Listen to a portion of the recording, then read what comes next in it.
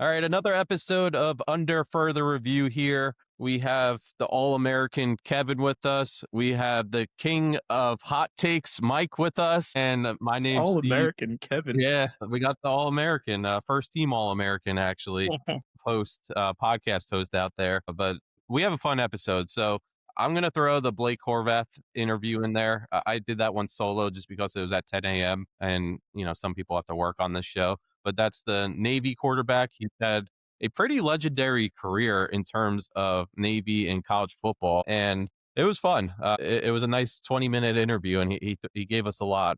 But also, we're on the heels of the college football playoff. The championship game is coming up. It's on Monday. We're recording this early in the week, so it should be plenty of time to listen to this episode and hear our preview for it.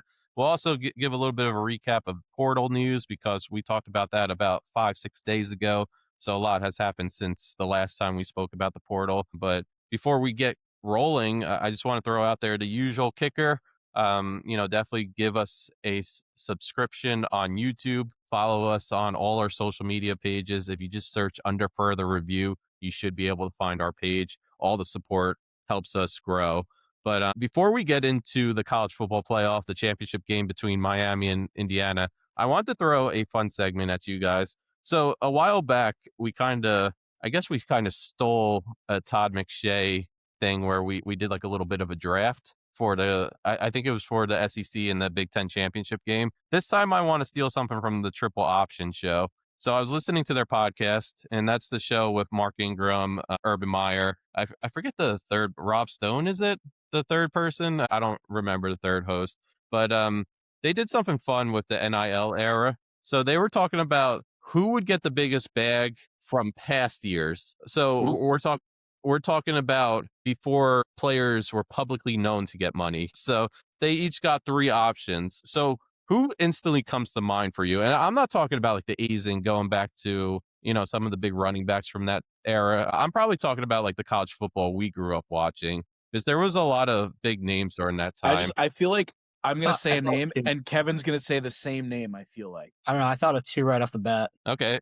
All I'll right. give Kevin, say you're three, actually. Do you have three in Three? mind? All right, well, first name that was Reggie Bush. Yes. That That was wasn't the where I was first one going. for them.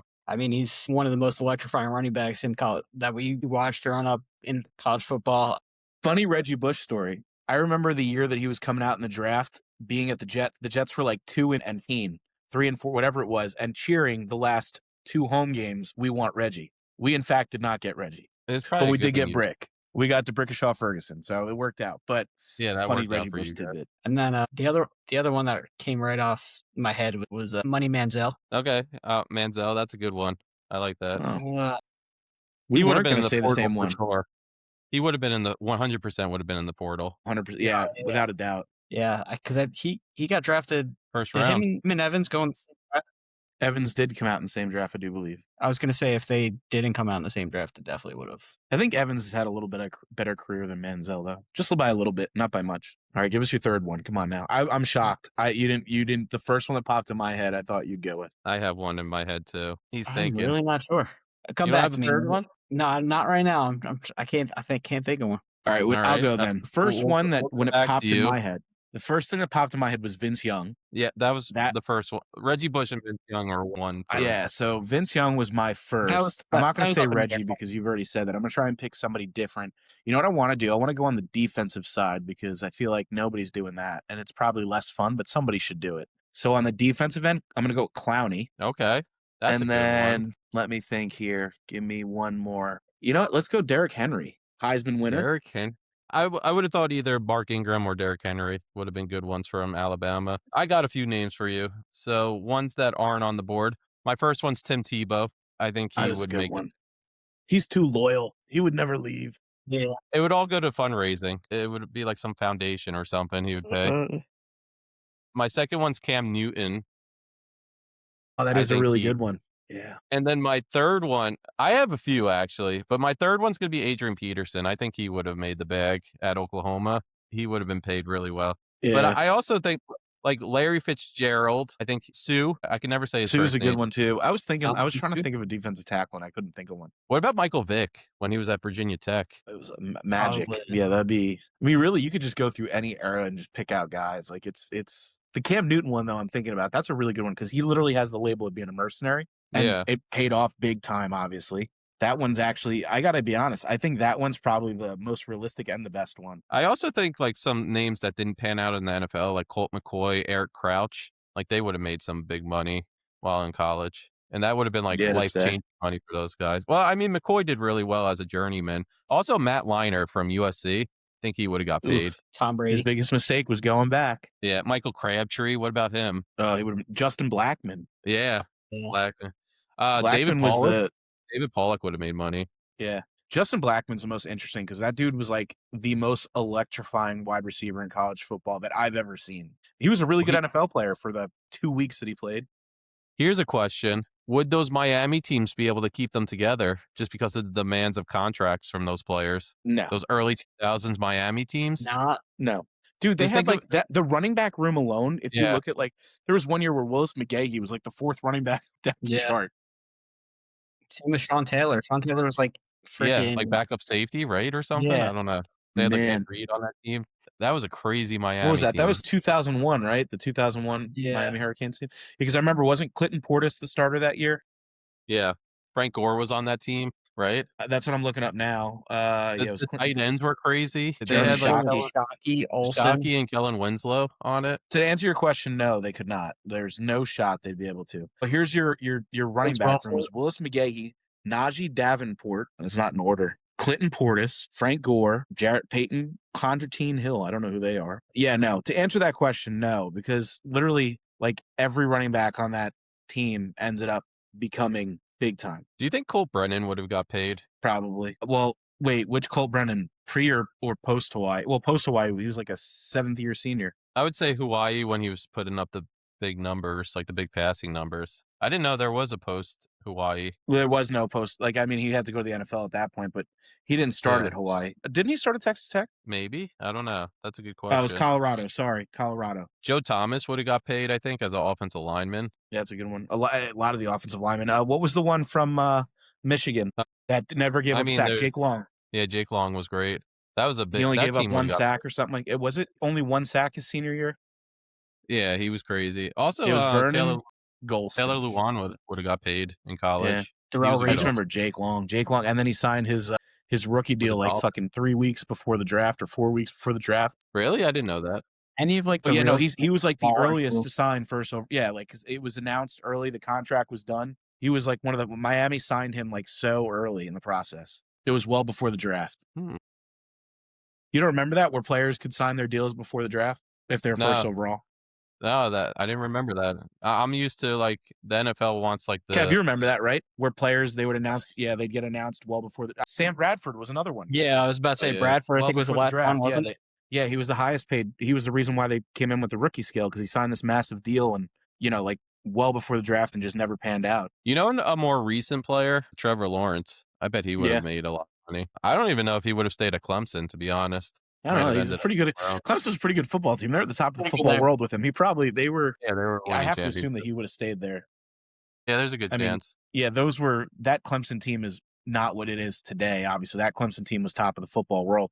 That was when every year Clemson was running through. Jameis Winston. But yeah, That's another personality good. alone. I didn't think about that. Jameis Winston. Is there a college in Alaska so he can get his snow crab legs? Anchorage University. That would be hilarious if he went to like a school in Alaska. I mean, if he goes to Washington, they're probably close enough Yeah, that they that's can close enough. ship him in fresh. Oh gonna be lordy. All right, I got one more for you before we get into the playoff talk, the championship game. Rank quarterbacks that have been taken in the portal based on fit. I'm not talking about like did they get a 5-star review on 24/7 or on 3. I'm talking about you Like liking who? Okay, who looks where the they or ended who's up. going to do the best? Who we think's going to do the best where they went? Yeah, exactly. All right, Kev. Well, are you going to give us a list? You want me just to blurt some out that I think? Let me pull up position. So I'll give you a list. So we have Sam Levitt going to LSU. We have Brendan Sorsby going to Texas Tech. We have Drew Mestamaker going to Oklahoma State. We have DJ Lagway going to Baylor. We have Dylan Raiola going to Oregon.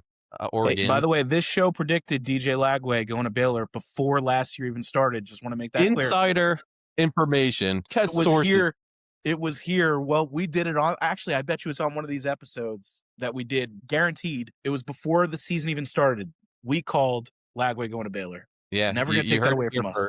You heard it here first. It started as a text, and then Mike started to get a little more bold, and he went on recording, and he said that DJ Lagway was going to go to Baylor. Yeah, and it's the biggest mistake he ever made. I hate being right about this. He held out his chest. He said it with confidence in his deep, manly voice that DJ Lagway was going to Baylor, and boy, was he right. He guessed that correctly. And we hate it. We hate the move. Deuce Knight to Ole Miss, Byron Brown to Auburn, Rocco Bett to Penn State, Josh Hoover to Indiana, Austin Simmons to Missouri, Ethan Grunkmeyer to Virginia Tech, Aiden Childs potentially. He hasn't signed yet. It's like 100% predicted, it says. Yeah, he's going there. Aiden well, that's Childs. a lot of names you're giving us there, Steve. Yeah. Let's start. Who give me 3 quarterbacks. Give me 3 quarterbacks you feel like is the best fit from that list. So I'll go last. I say you can have crossovers, by the way. This one's different, I think, than the previous question we just had. Okay. I feel like my top one is probably Levitt to LSU with Lane Kiffin. I mean, I feel like wait, go back to our text chain. Why did I say he's a good fit there? Say it. I don't know. Say it, you won't. I don't. Listen, you guys text me so often sometimes and it's during work, and I have this. I said that Sam Levitt is a great fit with Lane Kiffin at LSU because I could see them both. They're just douches. Yeah. Confirmed. Lane Kiffin's never coming on the show. We love you, Lane. Don't do this to us. It's okay to be a douche. I live my life like a douche, and I still enjoy. We could still be friends. Mike says it in the best way possible. I mean it in the nicest way possible. Whatever the nicest way you could take being a douche, that's how I intend it to come out. But yeah, I would say Levitt that is definitely the best fit with Lane. I mean, he's a great offensive mind. I feel like what he did with Jackson Dart itself, and then Shameless this year too. Sam Levitt definitely has the capability of being one of the top 5 quarterbacks if he stays healthy and plays to his abilities. Yeah, I mean, he's also just I think he's probably the most finished product in the portal at quarterback. So I think it's a natural, he's one of those ones where if you get him, I don't think there's a whole lot that could go wrong. So I agree. I think that's a good one. For me, it'd be Sorsby. I don't know what it is. Sorsby just seems like a Texas Tech quarterback, a guy that could just throw it out there and stack up yards and touchdowns. And I like Sorsby. I'm not, I think Texas Tech, as much as I dislike the Big 12 and what have you, I think Sorsby's like an outstanding fit at Texas Tech. It just makes so much sense. And I mean, it seemed like it was a pretty clear-cut thing from the beginning. I mean, Sorsby can air it out. He's have a lot of space to throw the ball now. Texas Tech has weapons. They've spent a lot of money. They spent $28 million last year on the roster. They gave Sorsby this year, I think it was $4.5 million. So I guarantee that number is going to rise, and they need to win. And they went out and they got their guy, and I think he's an outstanding fit for them. So Sorsby, for me, was my top that I thought, even a little more than Levitt, to be fair. Sorsby just seems like the guy there. It just seemed like a natural fit. Yeah, I like Levitt because of this reason, and I've been thinking about this. And I hate when people do this a lot of times, try to compare quarterbacks to past quarterbacks, but that's the day and age we live in. We're going to probably do it a lot during the NFL draft. We're going to make comparisons of, what this prospect, who they're going to most likely be like or replicate in some ways. But Sam Levitt, he reminds me of another quarterback that Lane Kiffin has coached, and it's a recent quarterback. And he kind of looks like him too. Jackson Dart. He's going with Jackson Dart. I know he's doing it. But I say it for reasons. They both can rush the ball. Jackson Dart and Sam Levitt. I just have vivid memories of Levitt being at Arizona State and going around the corner, around the edge, and rushing it into the end zone. I think it's a very good comparison. He can do that. But also, like, Levitt is kind of risky. He's ballsy with his passing, and that's what Jackson Dart was in college. He liked to take chances, and a lot of times it worked out for him at Ole Miss, but there were times when it didn't work out for him. So I think he's going to be able to go to LSU and have all the confidence in the world under Lane Kiffin. And, Lane Kiffin's shown that he can develop quarterbacks because, correct me if I'm wrong, didn't Jackson Dart transfer into Ole Miss? Yep, from USC. Yeah, so he gave him a chance, and it worked out for him. I'm going to go with an out-of-the-box one for my next one, though, just so you know. Let's hear it. You can go. All right. So I'm not a fan of him, and I kind of spent most of the last day and a half shitting on him. but I want Raiola to Oregon. I'm serious about this. I Even with really am. Dante Moore coming back, if he does. I'm even removing that.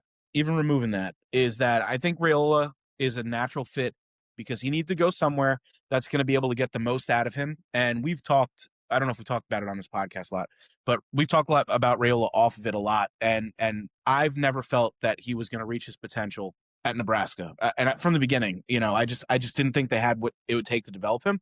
And I also think that they don't have the discipline to develop a guy like Raiola.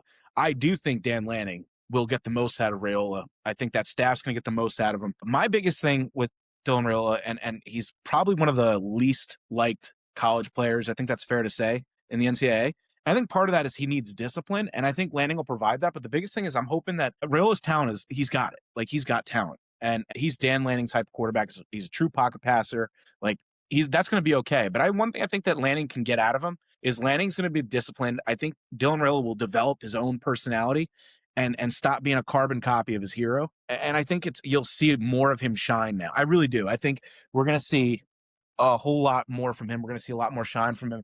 And the biggest thing is he's going to be Dylan Raiola. He's not going to be Patrick Mahomes Jr. Not that there's anything wrong with that. It's just weird. That's my biggest thing. I think it's a natural fit. Even if he sits this year, he's going to have a year to develop, in that system. He'll come out swinging next year, and he's just a Dan Lanning quarterback. He's a pocket passer with a big arm, natural motion. For him, development-wise, there's no better place for him to go than where he is. Yeah, I mean, Oregon is very good at getting the best out of transfer quarterbacks. I mean, you've seen it the past, 4 years now? It's been a lot, yeah. He just rolls them over. Gabriel Nix, now Dante Moore. And now Raiola. Great track record of developing the quarterback. So, I mean, I'm hoping it works out well. So I just want him to get his own personality, be his own person. But let's hear another one. Let's keep going. This is fun. I want to throw a note for Raiola real quick. I think if he stays at Nebraska, you're looking at around, just because of his potential, he did enter as a 5-star recruit, right? So just on his potential, and if he continued to do what he was doing his sophomore year, where, there were some passes where you were like, wow, how did he make that pass? That was impressive. And I think for the most part, he limited turnovers this year. So it was he had a very good year statistically. Yeah. Yeah. Statistically, maybe they weren't in the mix for the playoff, but in terms of like Nebraska, it showed that they were building a little bit under Raiola. But if he stayed at Nebraska, I think the difference is he would have been a late day 2, maybe most likely day 3 pick as a quarterback. Now that he goes to Oregon, I can't promise that this will happen, but there's a chance he will jump up, like some of these quarterbacks from the past few years, like a Carson Beck style thing where he can jump up the board if Dan Lanning cards right. So if he starts this year, he could be a player next year, assuming Dante Moore comes out. I mean, there's a very realistic possibility he plays all year, puts up amazing stats, and we're talking about him as one of these great hits in the first round.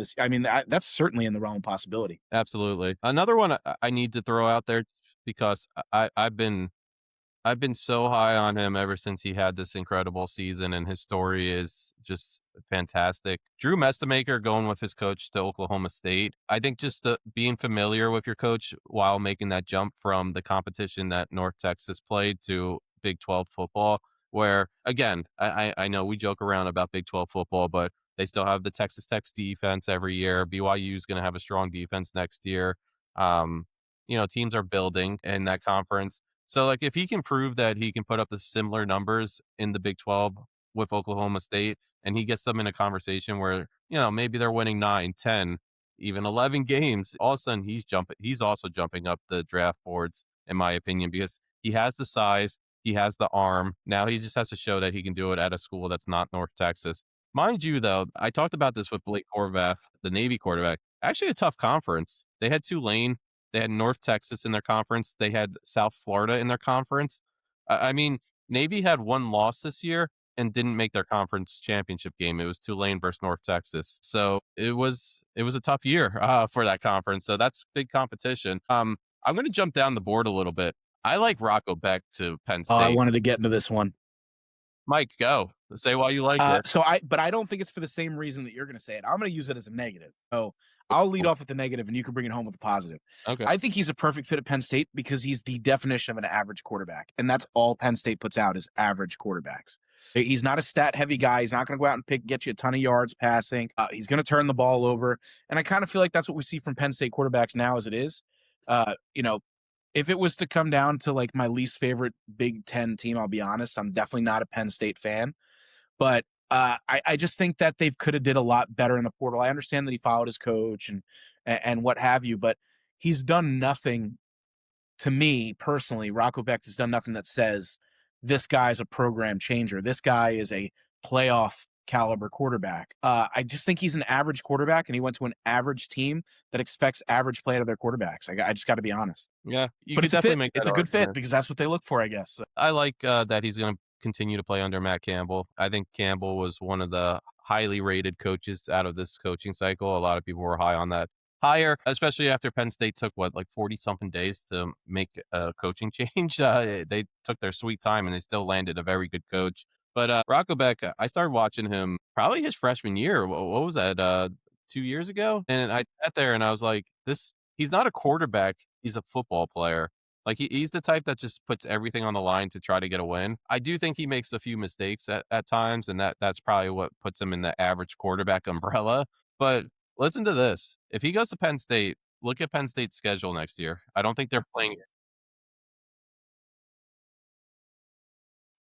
play Indiana. I do not think that they are playing Oregon either. So they have a very favorable schedule. That's why, like a few weeks ago on the podcast, I said that I think Penn State could get to 8, 9, 10 wins, possibly have a very successful season considering what they went through the season.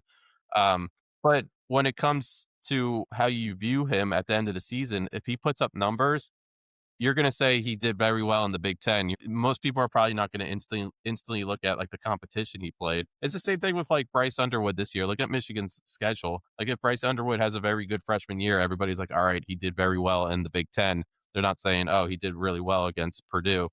Uh, I honestly think that could be like something that kind of starts up the Penn State program again. You bring over Rocco Beck, you bring over his favorite target in that tight end. And they brought over some stud defensive players from that Iowa State team. But also like Josh a lot of Hoover. people from Iowa State. Yeah, Iowa State, Big 12 football. Josh Hoover. Yeah, I'm looking at the schedule here. It is like I didn't brutal. realize. Ugh. They opened the season with 3 games. There are only 3 games that got scheduled. They opened Marshall, Temple, and Buffalo. And then obviously the season's open. And then their toughest games that they're going to, well, you know what? I take that back. Maryland got better this year. Michigan, I expect to be better. Northwestern definitely took a big step forward. Yeah, They do play Minnesota, which, whatever your opinion there is. Purdue, which is a cakewalk. Rutgers, depending on how you feel about them. And then their toughest schedule, the 3 toughest games they play are USC, Washington, and Michigan. So you potentially could be looking at a 3-loss team. But are they a 3? Like that would be a really weak 3-loss team. You know what I mean?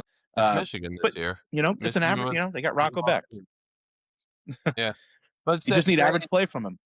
Say they only lose 1 or 2 games during the regular season and they make the Big Ten championship game. Does it fall under the Alabama window where if they get smoked in the Big Ten championship game, do you still have to throw them into the playoff? Well, I'd have to see what the other teams are because I'm going to assume that Oregon, Indiana, and Ohio State are probably there. So I don't know. That's tough. I would think it'd be a different situation because those, the Big Ten. I know the people say, oh, it's not as big a conference as people think. No, it's just a very top heavy conference, and you're always going to have 4 or 5 teams at the top that are just, they're going to be there. I don't know. Past 2 champions are from Big Ten. We have a Big Ten team left this year. I mean, top heavy, but they've been winning when it matters. So like that's huge. Another question. This actually popped up on the triple option, but I've been thinking about this for a while now. So Kyle Whittingham, he was on it. Mike, you actually sent the clip. Yeah. This was a different part of the interview where typically like the traditional coach likes to put a easy game to start the season, like a tune-up game, a medium game, and then you find like a team that's like kind of on your level for non-conference. But with how the playoff committee kind of views different factors for getting into the playoff, I don't know if the non-conference schedule really matters anymore, especially what the Big Ten has turned into, where there's more than 10 teams now. So the SEC, what they turned into, like you could easily go into your conference play and just do very well there and make the playoffs. So do you see any value? Like maybe Penn State has the right equation by scheduling Marshall, Temple, whoever else they have on their schedule.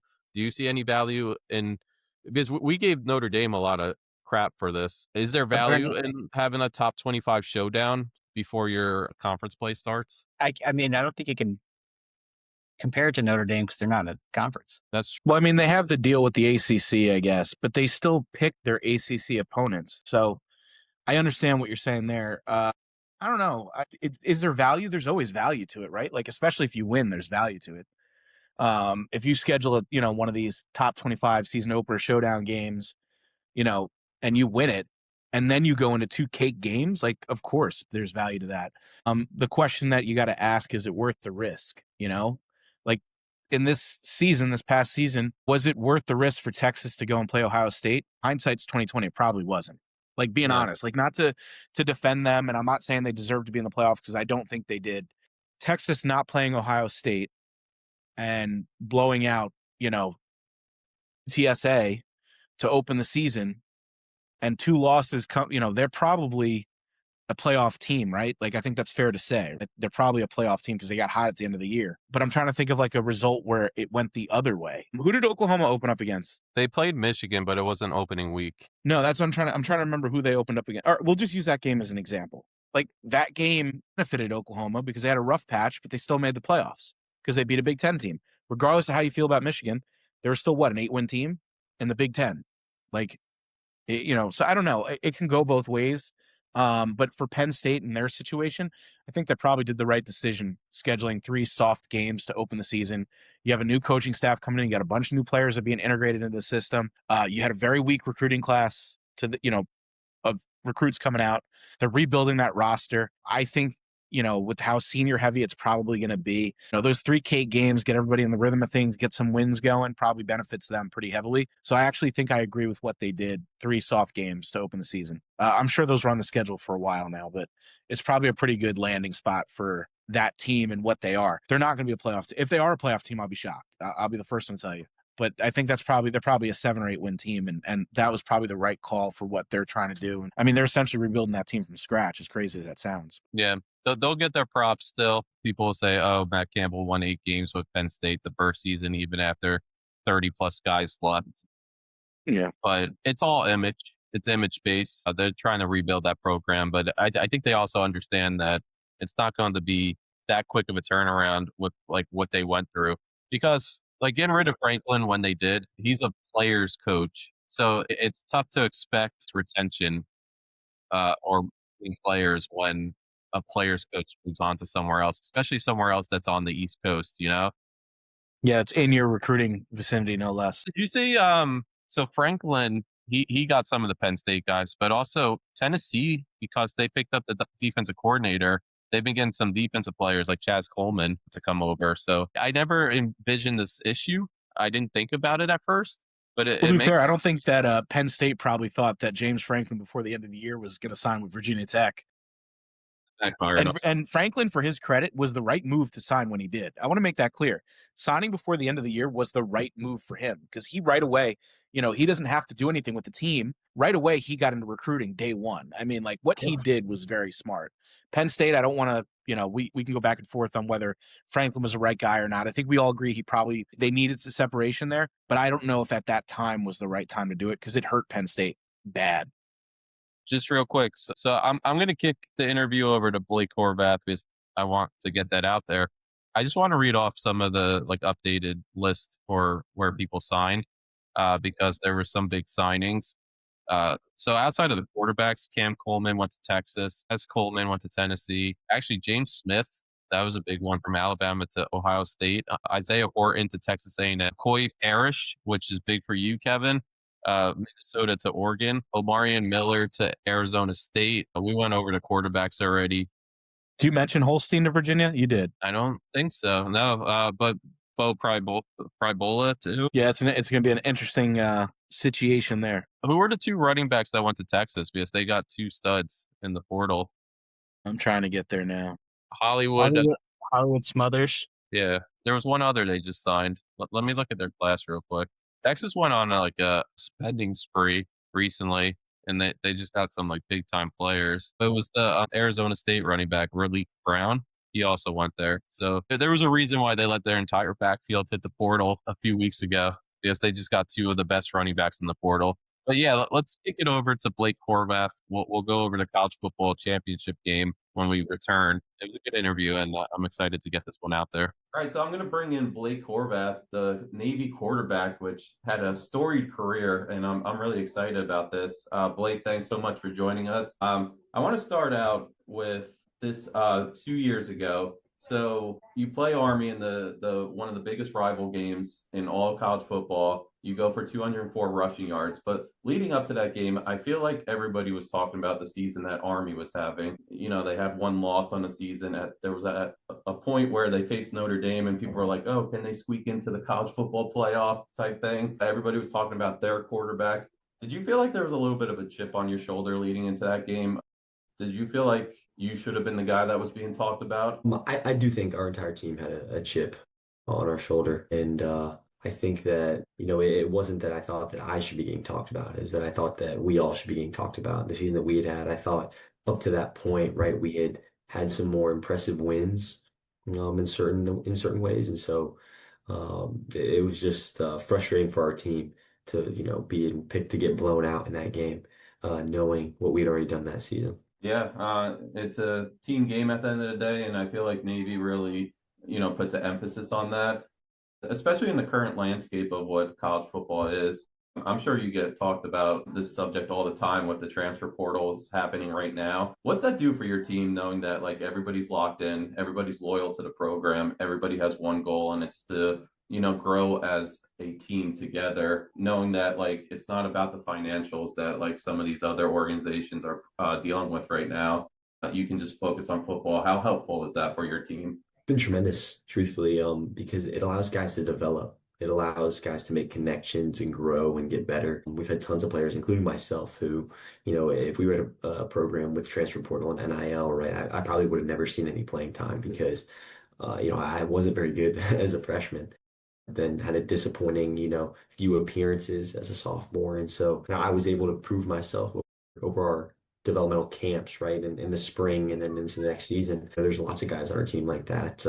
This past season, Adam Clank, one of our seniors, he got to start games and make, a lot of meaningful plays for us, even though he'd never seen any time before that, right? And he wouldn't have seen any at another program because they would have, moved on to somebody else. Or even our starting linebacker this year, Coleman Colley, right, a junior who, same sort of thing, like got an opportunity to play and, really did well. And so I think that's where our superpower is we're allowed to develop guys and we're allowed to grow and make connections and really form our culture with everyone on the same page. Yeah, that's actually something I wanted to talk about because I read somewhere that you grew up an Ohio State fan. And I'm sure like everybody growing up in Ohio has those dreams of one day playing for this powerhouse football organization. But I also read that when you were getting recruited, you were getting recruited for a different position. And at first you were hesitant, maybe. I don't know if that's the correct word about joining Navy, but eventually after a few conversations, you decided to take the leap of faith. What was that recruitment process like? Because I looked at 24/7, didn't see any visits on there. So what was your recruitment process and what led to you being at Navy? Yeah, so I went to a high school in Columbus. Obviously, big Ohio State fan when I was younger. Of course, wanted to play for the Buckeyes. But I ran the triple option in high school as a quarterback, and so just inherently not a position that gets recruited heavily by Power Four schools. And so I was getting looked at for safety and wide receiver by a lot of the MAC schools, Ball State, Miami of Ohio, Toledo, those sorts of things. Yeah, and then some Division II schools as well. But there were only I think one school that really wanted me at quarterback, and that was Dayton. That was sort of looking at up to that point. I didn't really know what I was going to do. All the Division I offers were preferred walk-on, so I wasn't going to get any money. The Division IIs, I would be able to pay for my school, so that's really the direction I was leaning. And then my last the last day of class, my senior year, before winter break, Coach Volker, our defensive coordinator now, who recruits Ohio, came and visited me. And I wasn't really excited about the meeting. I just sort of took it. I was like, Navy, they're Division I program, but I don't know if I really want to serve and do all that stuff. Like, I didn't know that school was free, like all these different things. And then Coach Volker came in and told me about it. And after that meeting, I was like, this is where I want to go. He didn't even offer me yet, but I was like, this is, I want him to offer me because this place can do a lot of great things for myself and present me with a lot of great opportunities in life and as a person and in football. So from there, it sort of took off, went a lot faster. And then in January, I visited the academy and, got to see the place. And then I committed a few days after that. So it was awesome. And, I was hesitant for sure at first to take that meeting, but it was one of the best things that ever happened to me. Yeah, absolutely. And just such a great career, and it seems like it was a fantastic decision. I am curious about this. You're getting recruited as a 17-year-old high school student. Outside of you saying, I want to go to Navy, what was the conversations like with your family? Did you have anyone who served, or were they on board from the start with this decision? So the only people that served in my family were my grandfathers, and so not a lot of connection. Obviously, they don't talk a ton about their military service time, and so no one else. And so I was hesitant just about the idea. I didn't know a lot about it, really what service was and what it entails, all of it. And thankfully, when you get here, the school does such a great job of just exposing you to that and letting you learn, right? They don't expect us all to come in with the perfect idea of what service is and what we want to do. I had no idea what I wanted to do. And I've been blessed to meet people who have taught me and just exposed me to their culture of their communities and the culture of service as a whole. And, I think I've grown so much in that area and grown to love that and be really proud of the service that comes after this place. Absolutely. And I think back to like with your situation. So you're getting recruited for another position. Lamar Jackson, when he got drafted by the Ravens, everybody was like, oh, he should go play receiver. He should go play running back. But he was sure and confident that he wanted to be a quarterback, and he gets drafted at the end of the first round, and we know his career by now. It's kind of like your story. What made you so confident that you could succeed at the D1 level as a quarterback? I was not certain that I could succeed as a Division I quarterback. I made the decision to come to the Naval Academy strictly from a, institution standpoint. And, I was like, plus I'll get to play quarterback. And so I had faith in myself, truthfully, knowing that I could. All these schools saying that I couldn't, I didn't really believe that, but I just know that wherever I was going to go, you just got to maximize yourself and you got to grow where you're planted. So, if I was playing wide receiver, I was going to try and be the best wide receiver I could. If I was going to be quarterback, be the best quarterback I could. And so, really what helped me grow was just the coaches here and, understanding the system better as a college player and those sorts of things that helped me grow in my confidence, especially. And, I knew that I could do it with just, once that confidence part came in, really.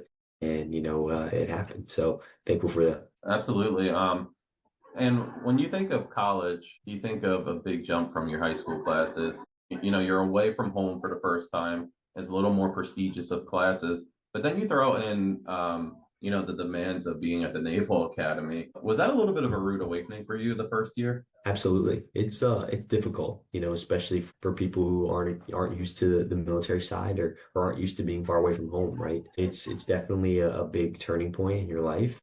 And it's hard to balance everything. And one of the things you have to learn here, and it takes a while, is compartmentalizing and being able to not let different parts of your life affect one another. Especially here, right? You can't let classes affect how you perform on the football field, and you can't let how you're doing on the football field affect your classes or your relationships or anything like that. You got to be able to do everything one at a time.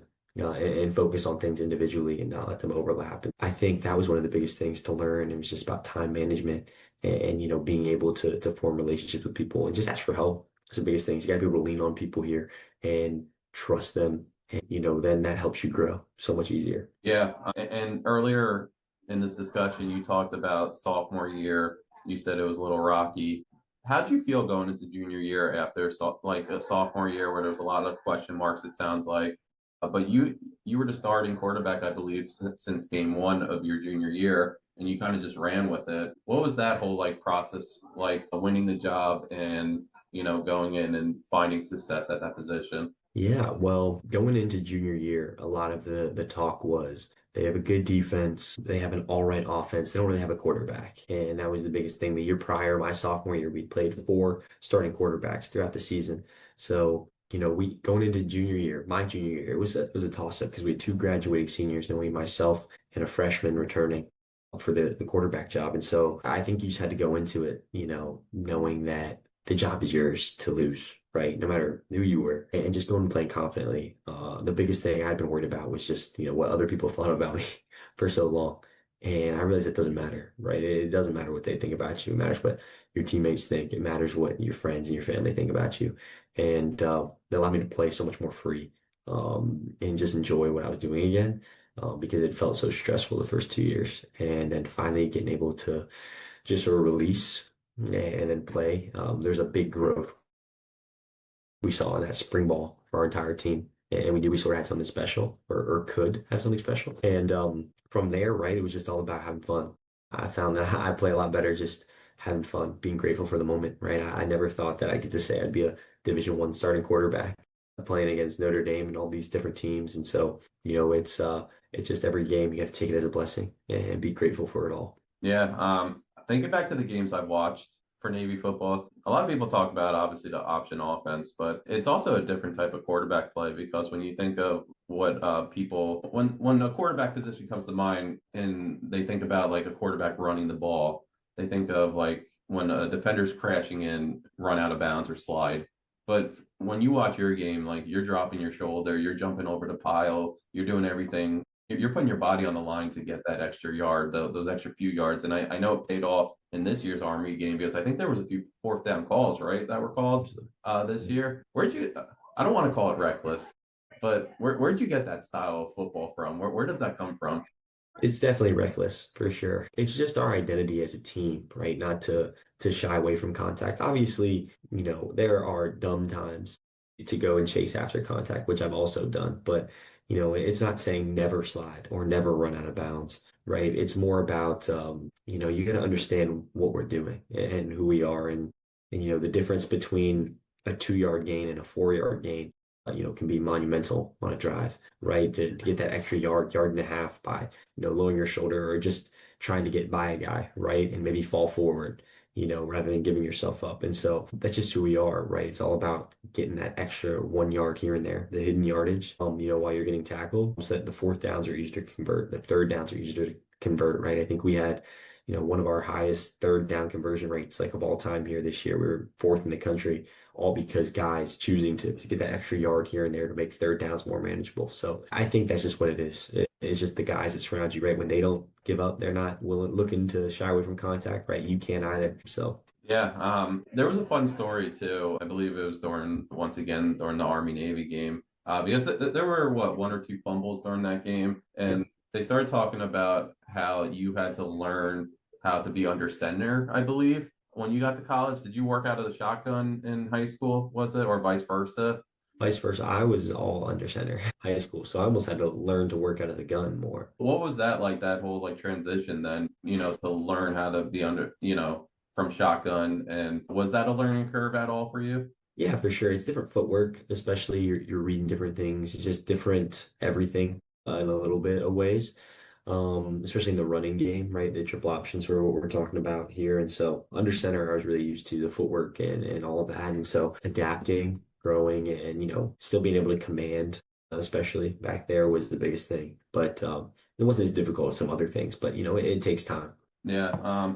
I want to go back to, and I don't want to be wrong here, so I'm checking back to my notes, but there's two games that I want to talk about. This year's bowl game, because you had two touchdown passes in that game. But I also want to go back to Air Force this year, because you threw for 339 yards, three touchdowns. I think you had a career high 26 passing attempts. What did you see in both games that you felt like you could air it out? And did you know you had that in you the entire time? Because when people think of your offense, they think of the option offense and running the ball the whole time. But these games, you obviously proved that you could be a successful Division I passing quarterback too. Yeah, I think that was our whole sort of thing, right? Is a lot of teams thought that we can only run the ball. A lot of fans probably too. But we really talented guys on this team, especially with Eli Heidenreich, Brandon Chapman, all of our receivers, Luke Hutchinson, Nathan Kent. all those guys. Cody Howard played a big role in our passing game this year.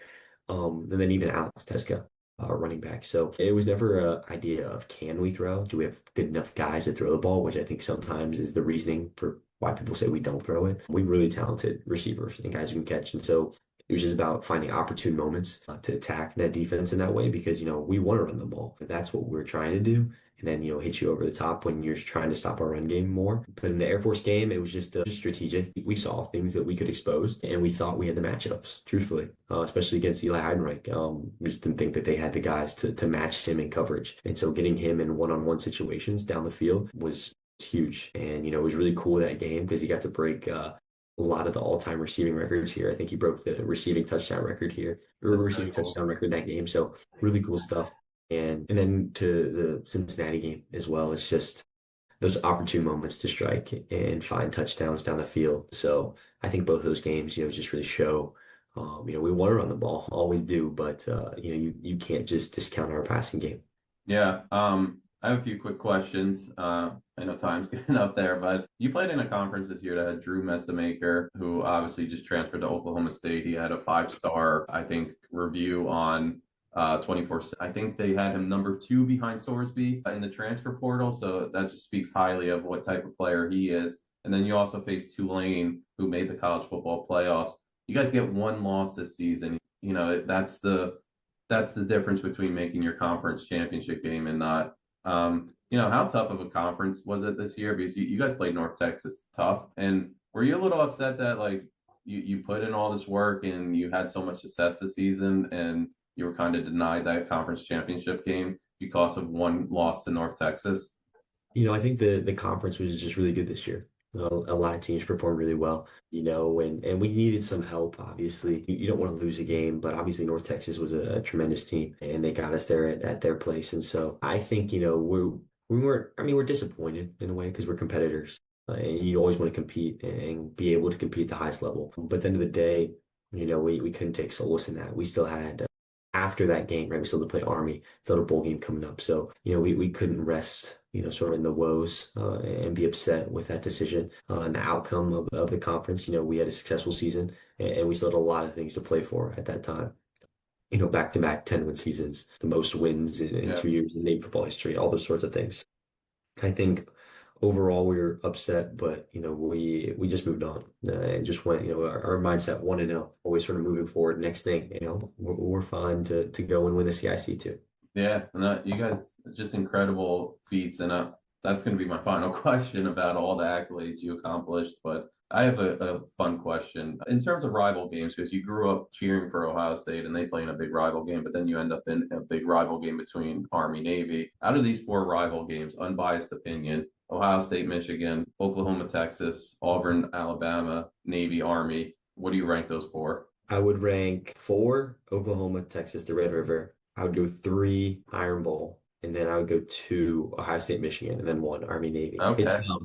It's just different, truthfully, just the atmosphere of that game. And I've been to Ohio State, Michigan games. I've obviously played in the Army Navy games, and I just think that the Army Navy game is just like that. Truthfully, like I said, the atmosphere. Being there, I've had a lot of friends and family go to those games, and I think they'd agree just how that game feels. It's just a little bit different.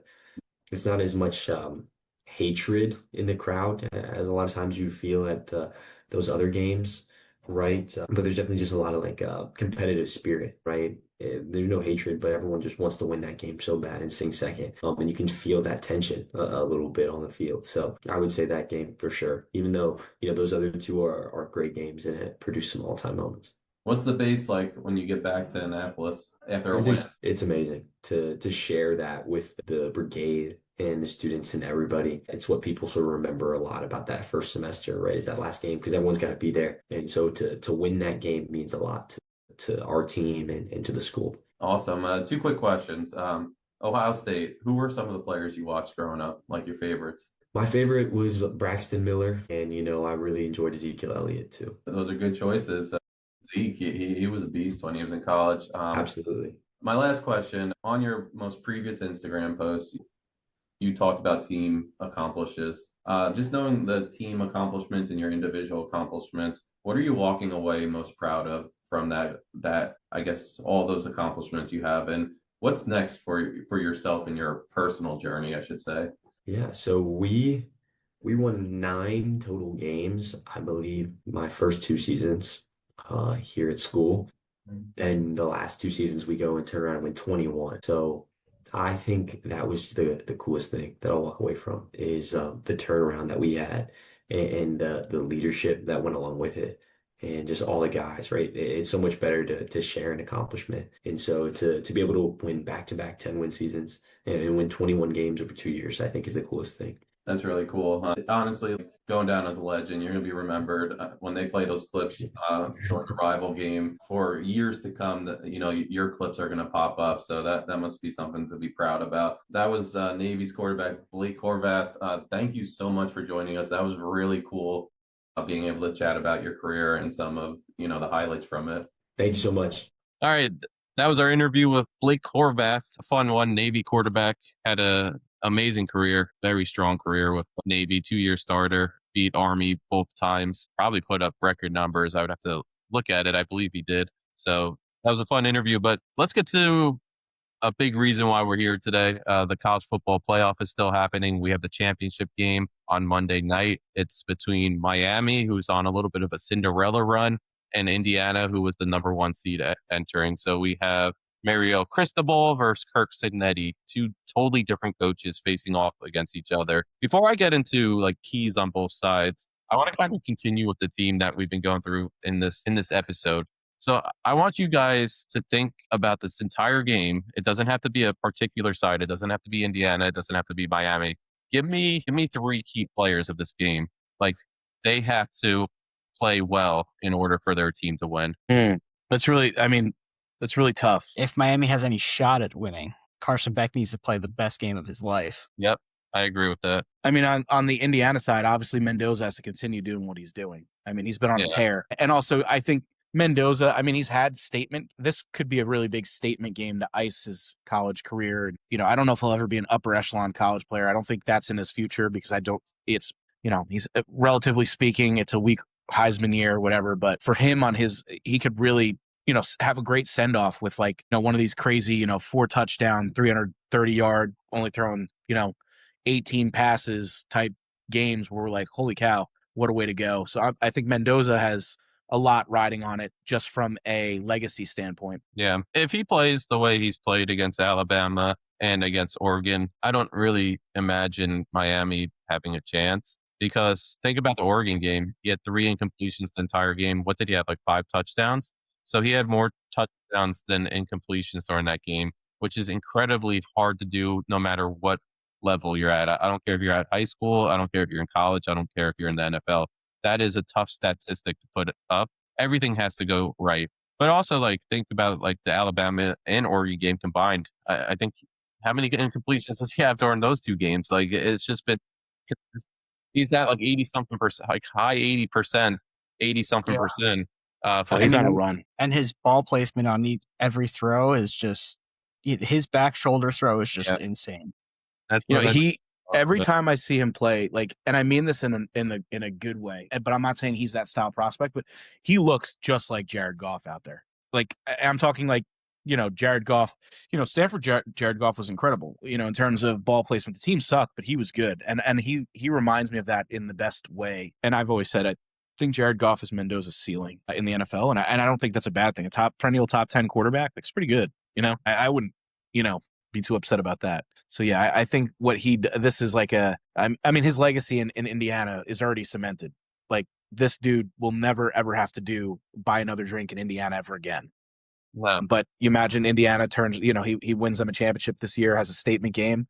He's gonna have his number retired and everything. He's gonna be the guy. So I don't know if he even drinks though. I'm gonna assume he probably doesn't, but somebody will buy him a soda. I can see him drinking a Shirley Temple after the game. Yep, Diet Cokes for the whole bar. So we have the 2 quarterbacks. Carson I'd like to give you another quarterback. Berto Mendoza is also a key player in this game because if you see Alberto Mendoza, it over. That means to go off of those 2 quarterbacks, Carson Beck, I think what a lot of people have been impressed by 2 things. I think he's played in 14 games this year.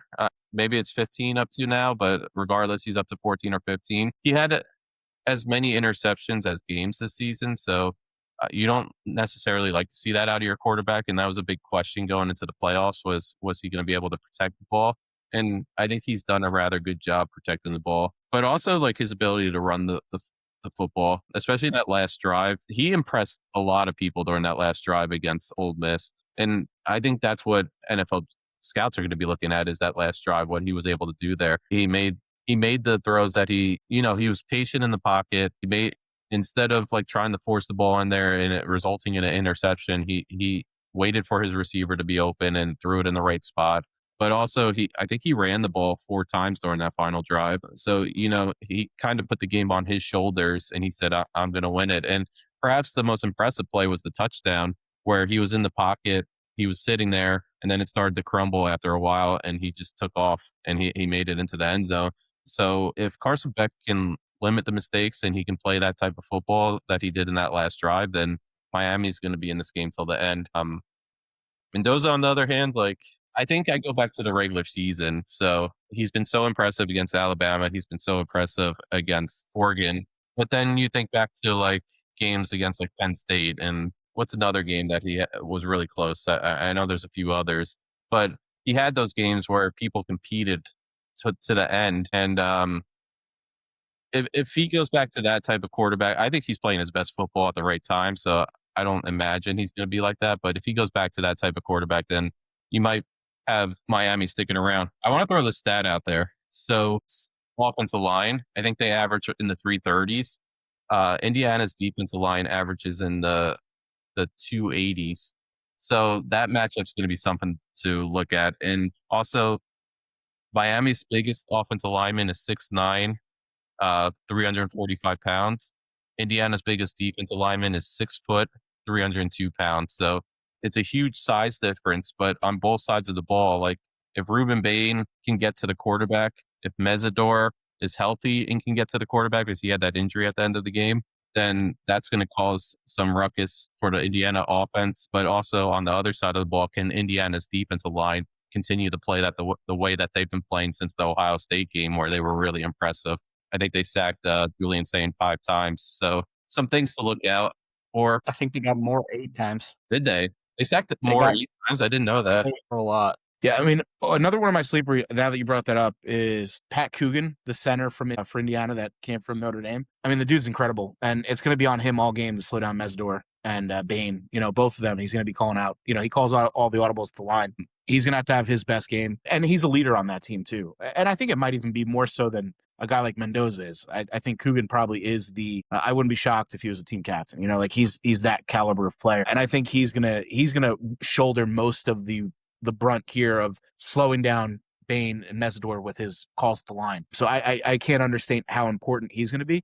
But also, this man's a 5-year starter, I do believe. I mean, he's got experience at Notre Dame, now Indiana. I think that matchup there, and you watch him, he's very animated when you watch him play. He's not one of these centers that just waits on the quarterback to make his adjustments. I mean, he's out there. He reminds me a lot. I'm not saying in terms of the caliber of player. He's actually probably a higher caliber college player, but Jason Kelsey was.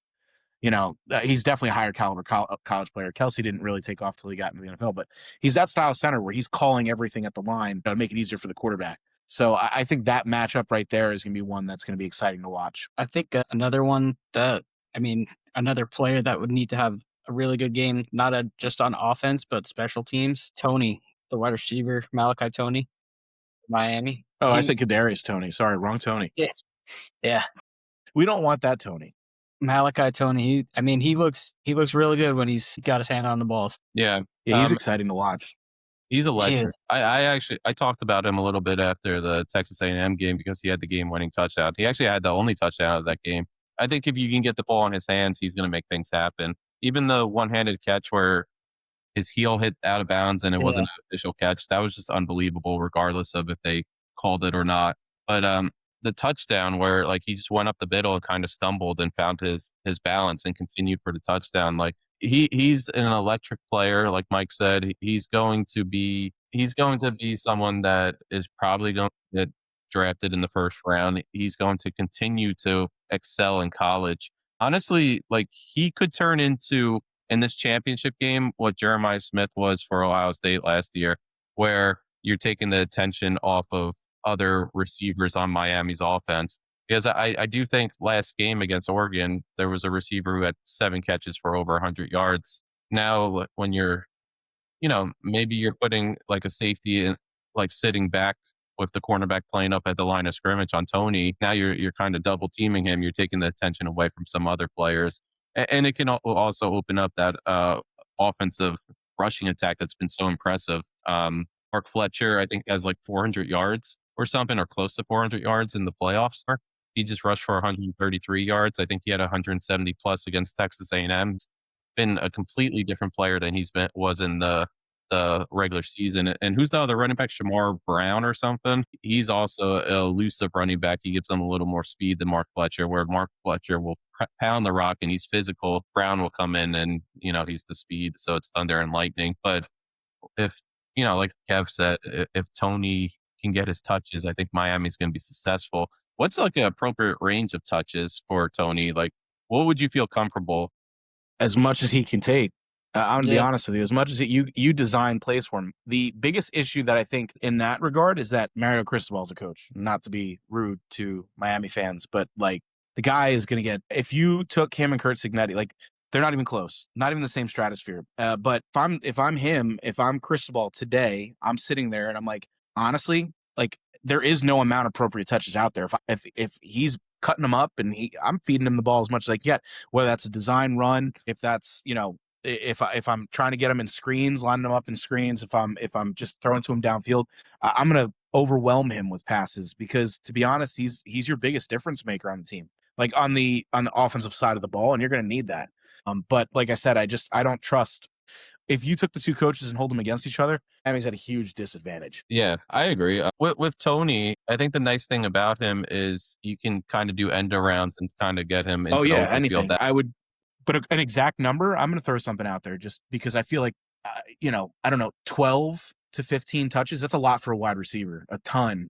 But like, yeah, I'm going to be honest with you. He's the only person on that offense that I think can take the top off of Indiana's defense, or has enough wiggle to his game where he can make things happen. I fully anticipate Indiana to choke out the run game. So Fletcher, I think, is going to be, I don't want to say it's going to be a moot point, but he's going to find it really a lot tougher than he has. But it's kind of hard to game plan for a guy like Tony. Like he's just the kind of player where you get the ball in his hands and there's no game plan after that. Like he can slice you up, like just what he does. He's fast and he can move, and that's a tough one. But if I'm Cristobal today, I'm trying to design at least 12 to 15 ways that I can get this man the ball in his hands and let him go to work. Yeah, I think you're looking at either a close game or a win if you get the ball 12 to 15 times in Tony's hand. He's that electric of a player. I mean, think about how he's closed out the season. Virginia Tech, he had 12 catches, 146 yards, a touchdown. Against Pitt, who was top 25 at the time, 13 catches, 126 yards, a touchdown.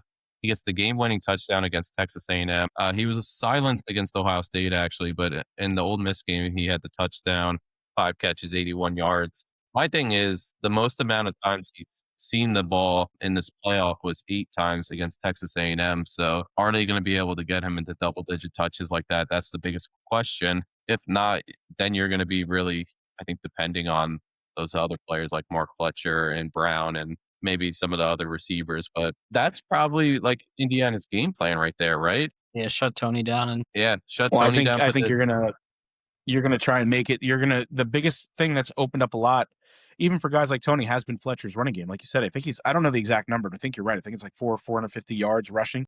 I think Indiana's going to choke that out, and they're going to tell Carson Beck, beat me.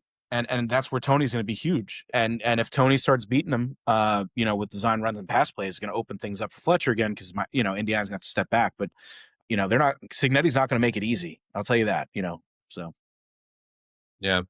I don't want to upset any Miami fans out there, but I do know Miami secondary is very depleted as well. They had a lot of injuries last game. Yeah, a few injuries. I think they had a targeting call in the last. Yeah. So he's going to be out the first half of this next game. So, which, can we talk about how silly that is? This is so dumb.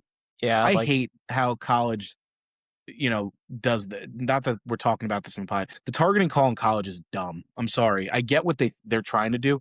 It does more harm than good. I agree because I don't think we even know what a targeting call is and what's not. I know, like, if you launch yourself, if you lead with the crown of your helmet, like that's typically what the rule book is. But like sometimes they review these targeting calls and then they'll either take them away or call targeting, and you're like, what? Like that doesn't make sense. So it's confusing for the coaches and the players as well because they'll, the targeting call, you don't really know what it is. How do you Yeah, and even then coach that sometimes appropriately? yeah, because I like if you're the defender there, like if you're even if like you're taught to put your head on the side of the defender. Like if you're putting your head to the side of the defender and then he just puts his head there and you're kind of screwed. Yeah. It's such a silly call. And like I said, how do you coach that? You can coach proper tackling. I mean, I hate to say it, but college is in the same situation as the NFL. They make the offense too easy.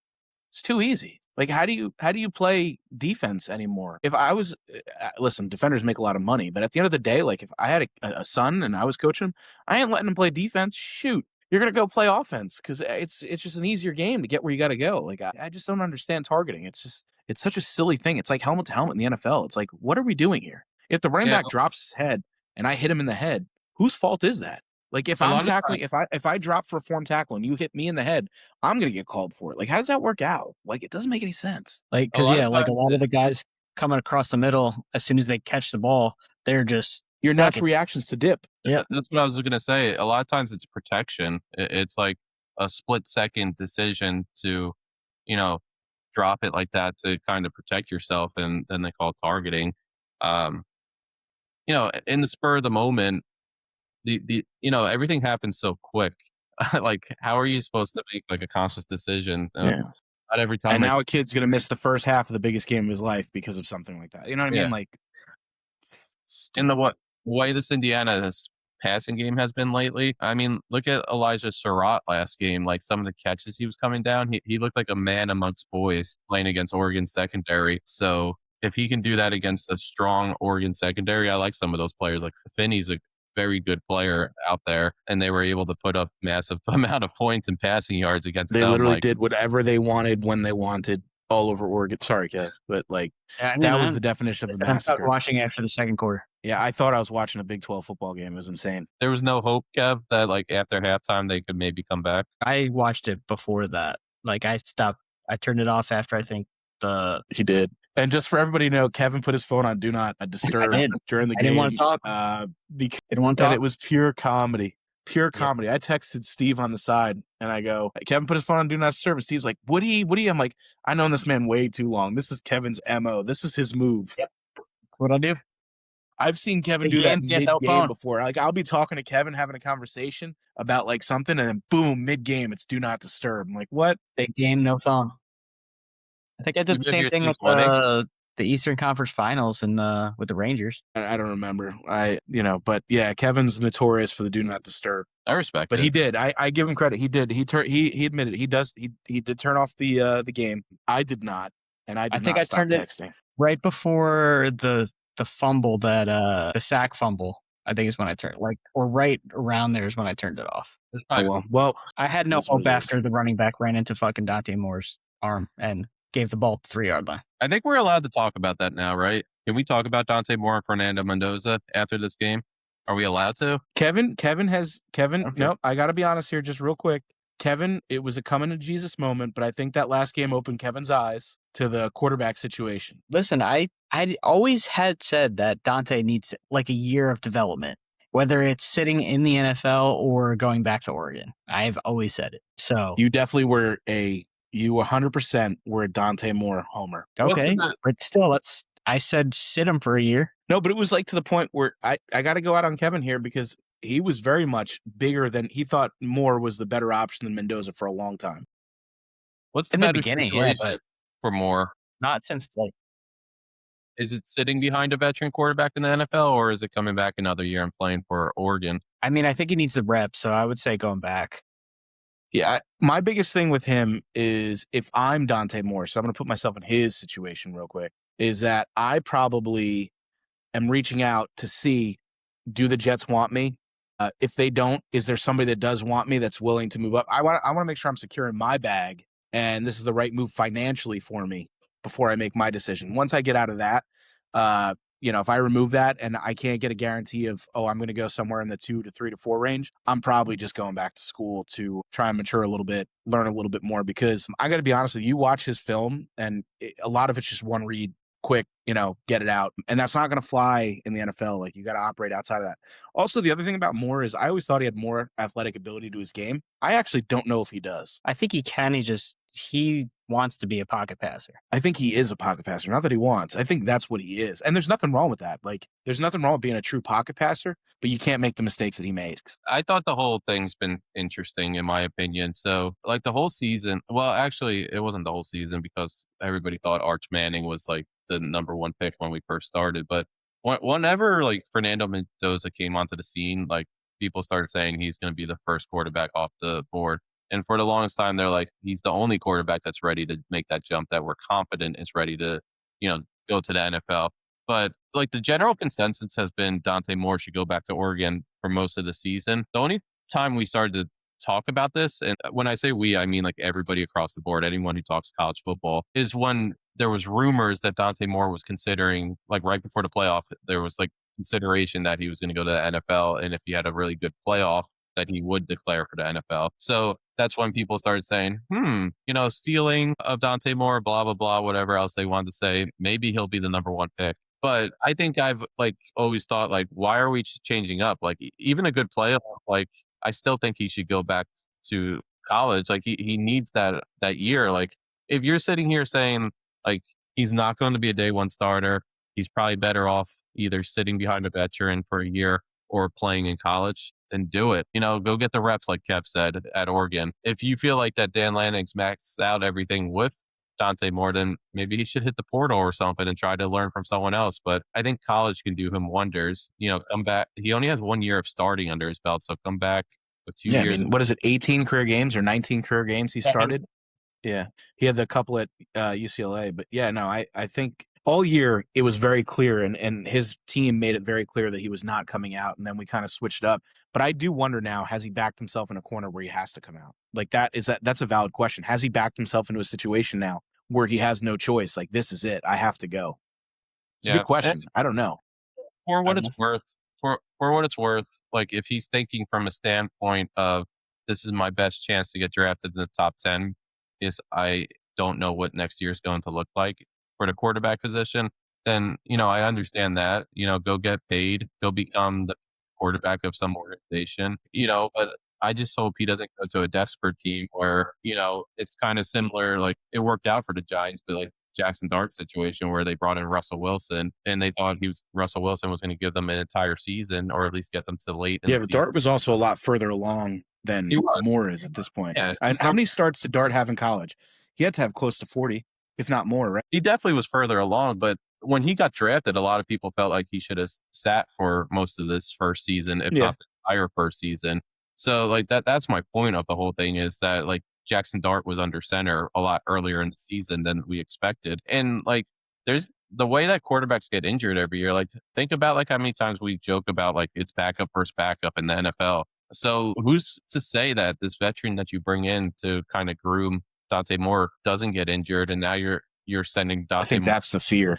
Yeah, so that's the fear right there. So I know the pick is there. Like, he's pretty much at this point, I think he's guaranteed that second pick. I don't really see Ty Simpson jumping Dante Moore. So, like, he's going to reach out to some, like, draft analysts, and they're going to give him a draft grade. I think he already did. Yeah, and also, like, I think it's almost guaranteed he's not falling past 2, and that's whether it's with the Jets or somebody else. Someone's taking him at 2. Yeah, I think Todd McShay went as far as, Mike, did you just say this too? He went as far as saying, like, call the Jets and say, are you going to take me at 2?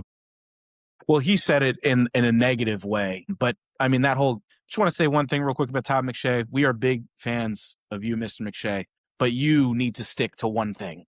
You can't bounce around like this. Like, you got to chill out, dude, because you discredit yourself doing what you're doing. But real quick on that, I'm saying it in a positive way, because I think Moore, his standing of, call the Raiders and see if they'll take me 1 to avoid the Jets, Moore doesn't have that stand down anymore. I think the Raiders would be the biggest mistake, the biggest, most colossal mistake ever in the history of the NFL if they took Moore over Mendoza. I'm just saying that right now at this point. But I'm saying, if I'm Moore, I know that I'm not going first overall. And if I'm calling the Jets, I'm having my team, somebody on the team, they might have already did, I don't know. Somebody on my team is reaching out and saying, hey, like, how do you guys feel about me? And I'm sure the Jets aren't going to be like, we love you or we hate you. Yeah. But like, I want to gauge, like, if I'm Dante Moore, to be fair, what do I got? Technically 2 more years left in college if I go back, right? Yeah. So if I'm Dante Moore and I feel like things are getting, this playoff really did hurt me.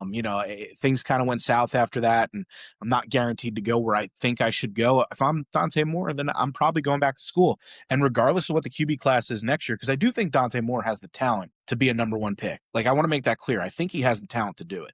Is it next year? Probably not. But if you told me Dante Moore goes back to school, wins a Heisman, Oregon goes on a run, he's the first overall pick, I'm not shocked. But let's just say that's not the case. He could always stay in school again another year. And now our conversation has changed from where he's a guy who doesn't have the starts to now we're talking about the most experienced passer coming out in the draft with the most exciting arm talent in the NCAA. You know what I mean? Like, you could change the narrative a couple of ways, but I don't think that's what's going to take place. I think that he's coming out, he's going second overall. Whether it's to the Jets, to the Browns, to the Cardinals, he's going second overall. My fear for him is that, yes, I think he should sit a year, but when you're the second overall pick, that's not how it goes. And we know that. Like, I don't care if it's the Jets, the Cards, the Browns. I don't care if it's anybody. You're taking second overall. You're going to play. Start. Yeah. You're going to play. I'm not saying you're going to start right away. I think that a team could probably convince you, we got to sit him for, 6, 7, 8 games. Unless they're winning, and then that changes things kind of a little bit. But these teams are not going to be winning, if we're being honest. I think that Moore he's forced into a start early, and it's going to be sink or swim. And I just don't know how he responds to that. When you're a 1-read quarterback, that I'm going to be honest with you, in the game against Indiana, he showed no mobility. Like, I'm just being clear. Like, he didn't have any rhythm in the pocket. And I'm sure we could blame, Indiana's defense is tenacious and stuff like that. But I mean, how many times did we watch him step up into pressure? Like, he doesn't get outside the pocket and go left or right. Like, he steps up right into pressure. And what was it? I bet you 8 of those sacks, or, half of them were probably stepping into the pressure. I'd have to look at it again. I was having too much fun texting Kevin throughout most of the process, but I don't know. I think that Moore he's going to get his money. It's going to be life-changing money, and I hope that's what he's out to get, because I just don't see him developing with any of these teams that are picking at the quarterback position right now, unless he sits for a year behind somebody like we were talking today, a figurative trade for the Jets, because I'll use them because I'm not a big fan of pre-draft trades because you can't predict those. The Jets potentially getting Tua Tagovailoa. I could see Dante Moore having to sit a whole year behind Tua, because of the financial commitment that they'd have at that point, and because Tua has proven to be an NFL starter. Did he look like one last year? Well, kind of, but not really. He just had a lot of turnovers. But I could see that type of situation. That would be the most beneficial situation for Dante Moore. But if you're bringing in a guy like, Mariota, I'm sorry, how many starts are you getting out of Mariota? Again, if he's a Jet? 3, 4, 5 starts? Mariota does nothing to show me that he's an NFL quarterback at this point. I think that it's going to be really hard for Moore to get what he needs in the NFL. Team I could see. Can I point out a really dumb comment we just got? I love dumb comments. So Mike, I posted Mike's comment or video about freshmen, and we've had a lot of wonderful feedback on it, but somebody just posted, which is not out of left field. It's actively happening, people. Like, we didn't make something up on this show to be a hot take. It literally is happening before our eyes. So this person comes into our comments and says, dumbest take I've heard. There's a lot of incentive to taking a top tier guy and building him through your system. You'll definitely look for some guys to be transfers, but even Cincinnati has said he doesn't want a lot of transfers. He wants his guys, and then plug holes with transfers. Developing a freshman is cheaper than overpaying consistently in the portal for a starter every year. We're talking about Cincinnati, who already hit the portal for this year, just got a quarterback last year, and Fernando Mendoza, his starter from the portal. I don't know if Cincinnati's ever said that. I'll have to look into that, but wasn't his recruiting class this year like 70 something? This is somebody who doesn't look at freshmen. So where is he getting that information from? That our take is dumb. Like, that, what you just said is probably the dumbest take I've ever heard. Yeah, I'm trying to find the comment here. Hold on a minute. I'm looking for it, because literally Indiana is one of the biggest gripe people have with Indiana right now is they've recruited grown men. Like, everyone, regardless of, I don't really agree with the comment, but they recruited all these 5th-year seniors. Yeah. This guy, what is his name?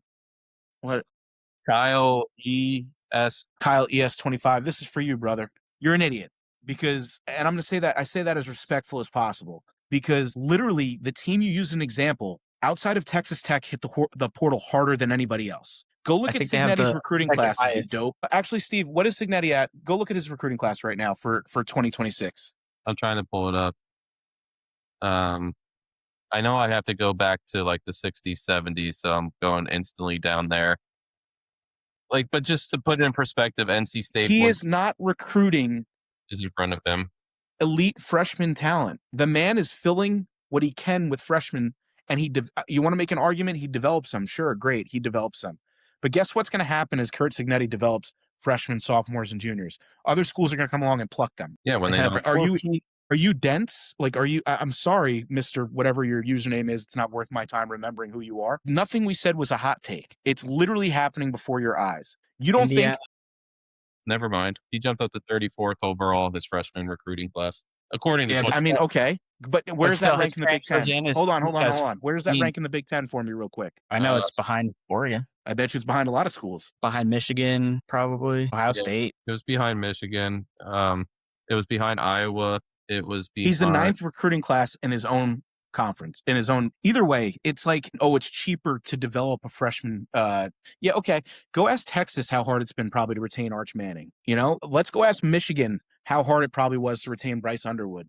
Like, well, on top of that, like just from Michigan's perspective, they just lost Jaden Sanders to Notre Dame. They just lost Elijah Dotson to Missouri. Those were two promising cornerbacks who got playing time as freshmen and would probably be in the rotation even more next year. I can't promise they would start because Michigan just got Smith Snowden from Utah, and he was one of the top cornerbacks in the portal this year. And they just brought back Jair Hill, who's, if all goes right next season for Jair Hill, he could be a day 2 pick probably. So you have two very good cornerbacks coming, but that's our argument right there.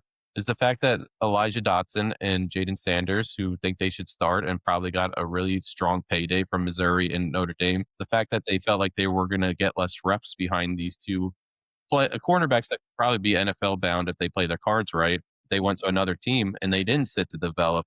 You're talking about Kyle Whittingham, a defensive-minded coach, and he just brought in Jay Hill from BYU, who's known as one of the top defensive coordinators in college football. So the fact that these people aren't looking at what their coaches are and they're looking at the payday and the playing time, that reconfirms our argument right there. Yeah, I mean, the days of Alabama football where Nick Saban could stack and recruit all the 5 stars, those days are gone. They're gone. Your comment is the dumbest comment I've ever heard because it's happening before your eyes. You idiot. Open them and don't waste our time. Yeah. We don't like unintelligent people.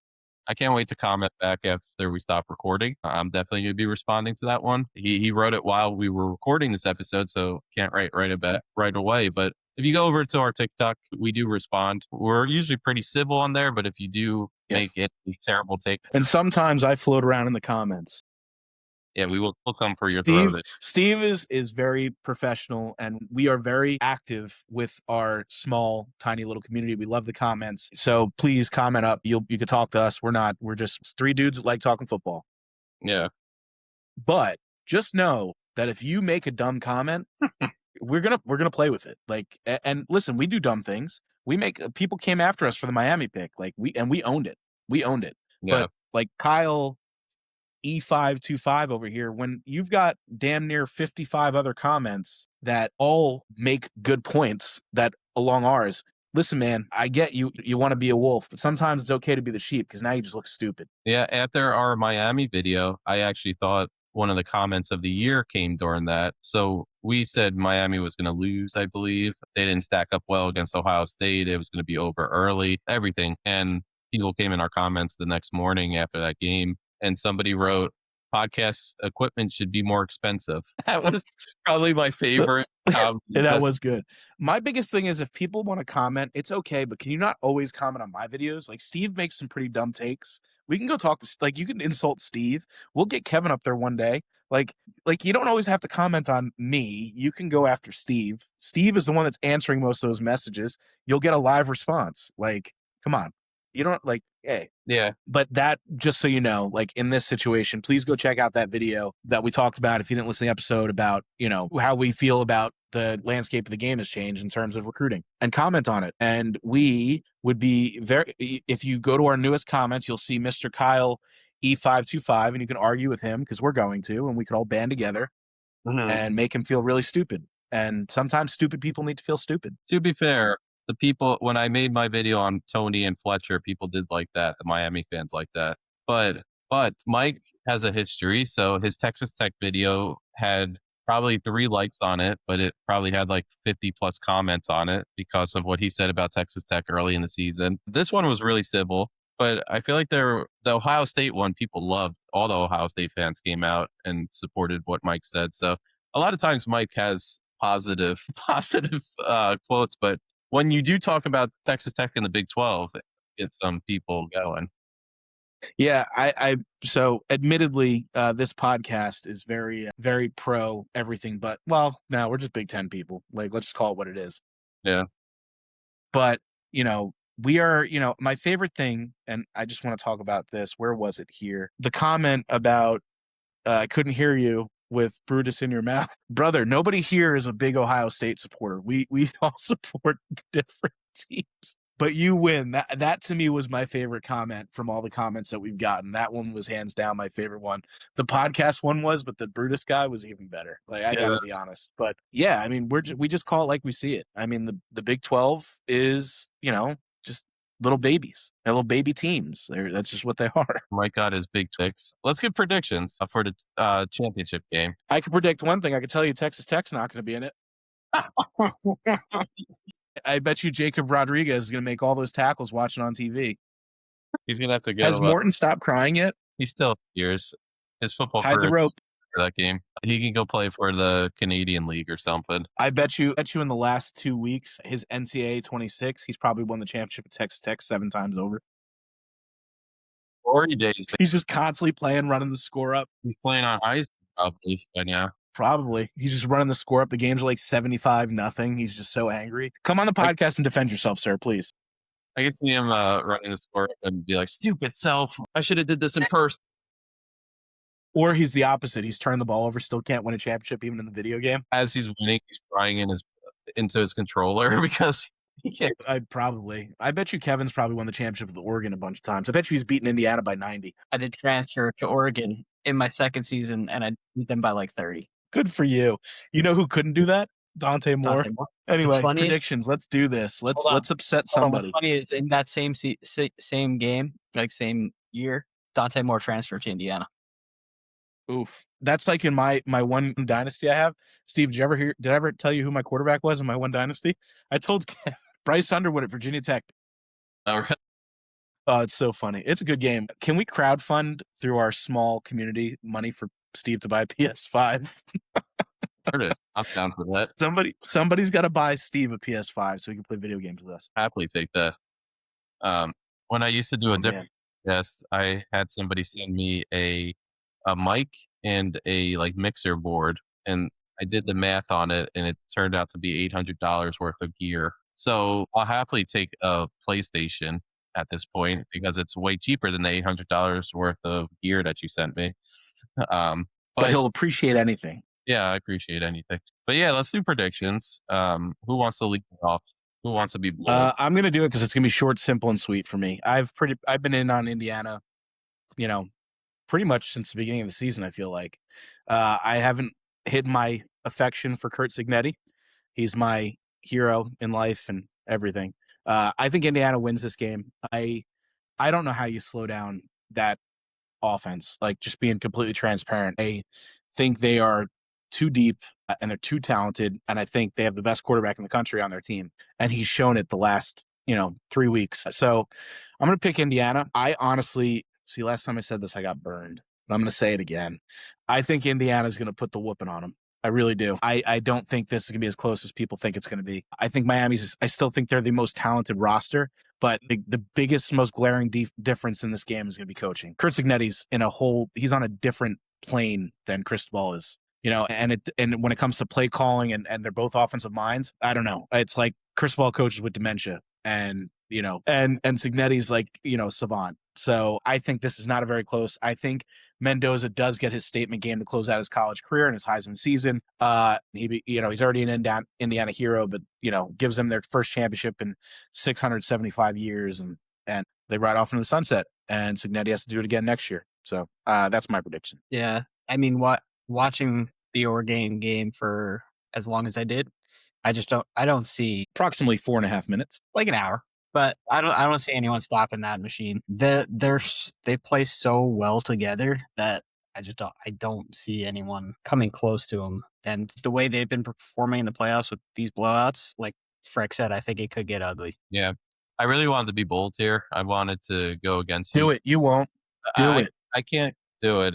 The Miami Ohio State game, I was incorrect and people destroyed me. I don't think they understand radio satire and making picks for the worth of getting feedback. Maybe I should do it here because people will be flooding our comments in that case. But I think this team feeds off of the personality of their coach.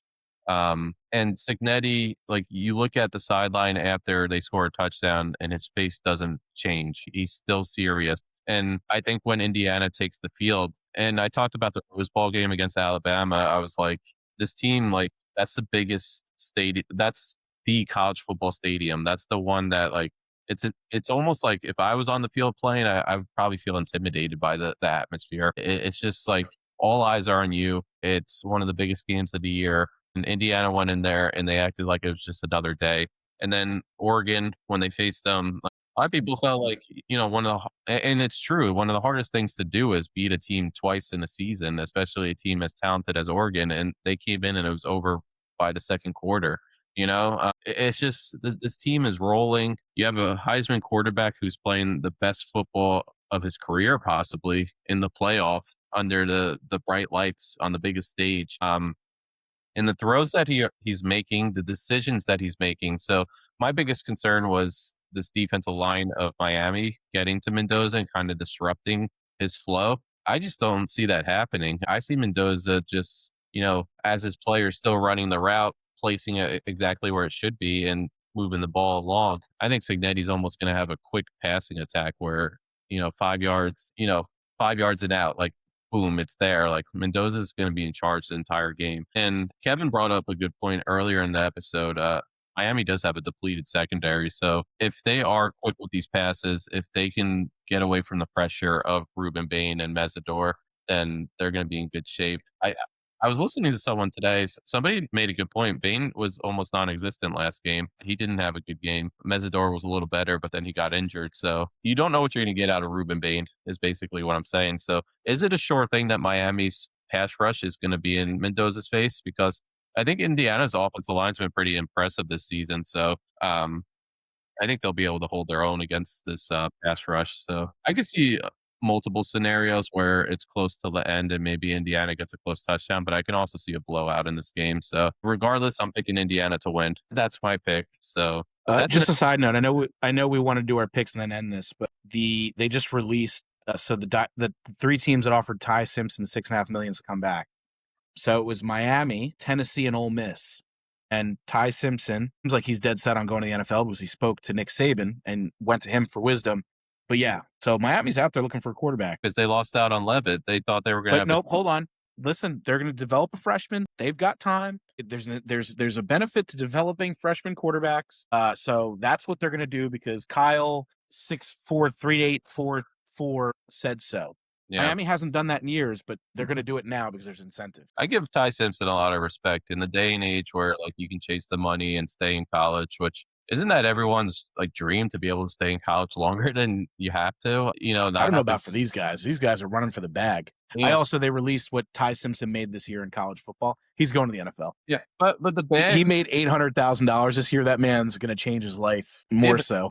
6.5 would change his life. That's more than like half the starting quarterbacks in the NFL. It is. I know we wanted to end this here, but can I just bring up one quick scenario real quick? What if Moore goes back to school? Let's say that does happen. Where does Simpson go? Does he make a run? He's going to go up in the draft. But how far does he rise? I think he could be It's a good 5. question.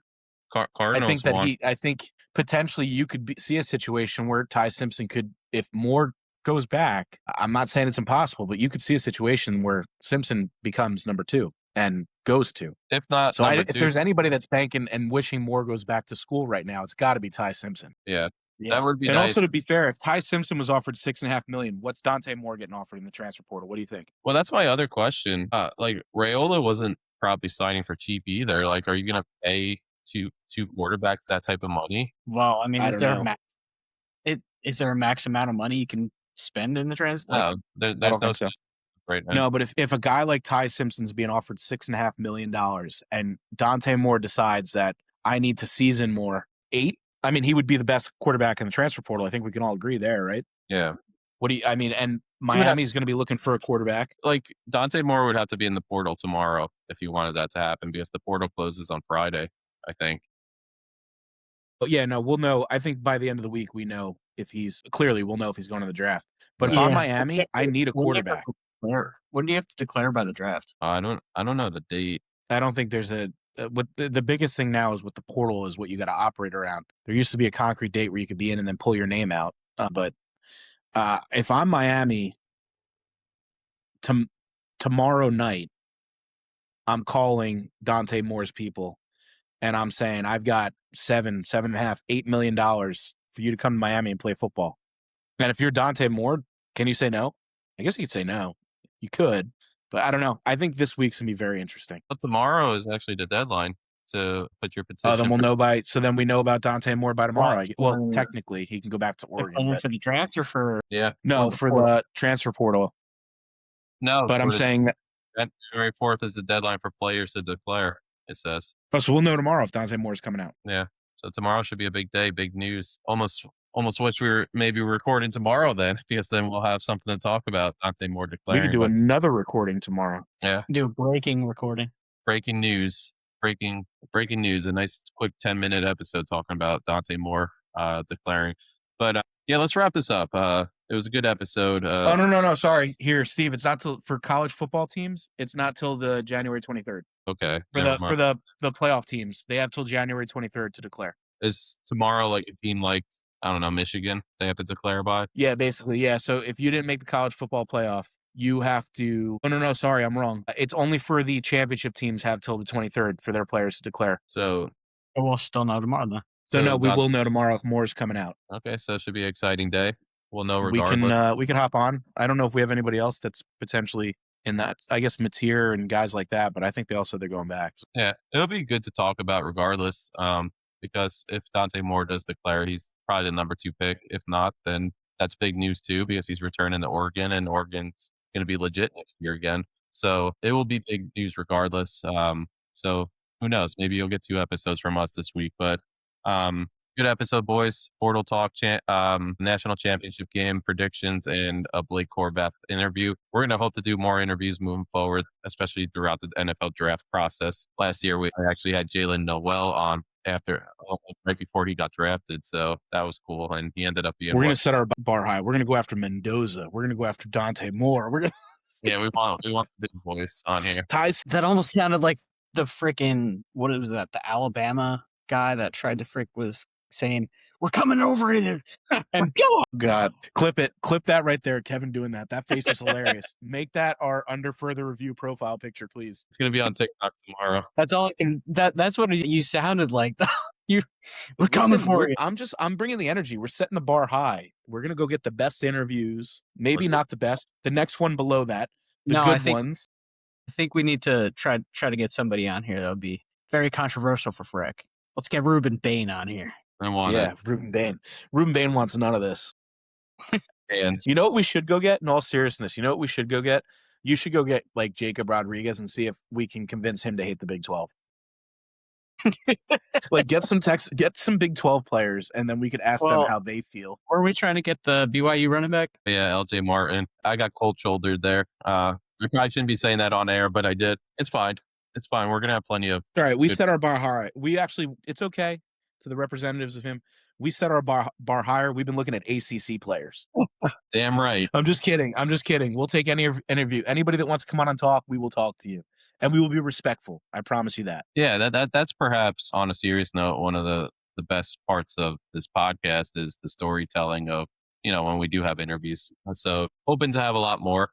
Kev, I know you were on the one, but it gets the juice flowing when you talk to an athlete and they give you like responses that you get so pumped up about. So we'll definitely get a bunch going. But yeah, let's wrap it up. Thank you. Actually, we're starting to see a few more subscribers. They're slowly coming in. Whoever supports this podcast, you appreciate it. It does help us grow. We're going to be more consistent with it. I think that's the algorithm behind all these stupid pages is you have to be consistent with it. So we'll continue. Also, if there's things you want to hear us talk about, please give us some, put it in the comments. Steve will clip this up. If there's things you guys want to hear us talk about, or, you have some hot takes, we'll discuss them here. Please put them down there. And we'd love, as you see, we are not afraid to talk about our TikTok comments. Specifically, that seems to be where everybody comments, but give us the hot takes, give us the good stuff, the bad stuff. We'll talk about it. So please keep it coming. We love it. We truly do. We enjoy it so much. Unless it's we talk about it all. We talk about whenever Steve's the first one to let us know when someone makes a comment. If it's I look forward to that text. Hey, go to TikTok. I enjoy it. So please keep it coming, good or bad. We don't care. We enjoy it. We appreciate you. Thank you. There's a lot of ideas rolling around right now. Fun segments leading up to the NFL draft. And then, hopefully rolling into next season, we'll come back stronger. But yeah, having fun with it. Keep joining the conversation, and we'll catch you next episode. Who knows? If Dante Moore declares, possibly could be tomorrow. See you soon. See you.